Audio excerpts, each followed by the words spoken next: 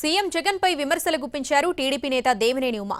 మద్యపాన నిషేధం చేసిన తర్వాతే ఓట్లు అడుగుతానన్న సీఎం జగన్ ఇప్పుడు ఎందుకు మాట్లాడలేకపోతున్నారని ప్రశ్నించారు.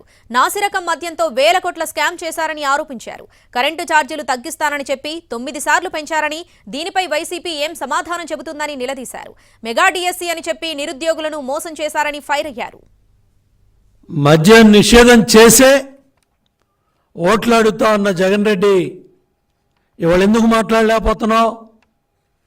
నాసిరకం మద్యం, వేల కోట్ల కుంభకోణం, 30,000 మంది పైగా చనిపోయిన వ్యక్తులు, ఇవాళ మద్యపాన నిషేధం గురించి నువ్వు మాట్లాడలా. దాని గురించి మాట్లాడే పరిస్థితి నీకు లేదు. కరెంట్ ఛార్జీలు తగ్గిస్తానన్నావు, 9 సార్లు కరెంట్ ఛార్జీలు పెరిగాయి. సమాధానం ఉందా? 200 రూపాయలు కట్టిన ఇల్లు ఇవాళ 1000 రూపాయలు. దానికి ఏమైనా సమాధానం చెప్తావా? మెగా డిఎస్సి అన్నావు, ప్రతి జనవరి 1 డిఎస్సి అన్నావు, 2,30,000 ఉద్యోగాలు పూర్తి చేస్తానన్నావు, భర్తీ చేస్తానన్నావు. ఎక్కడ దాని గురించి ఒక మాట మాట్లాడుతున్నావా?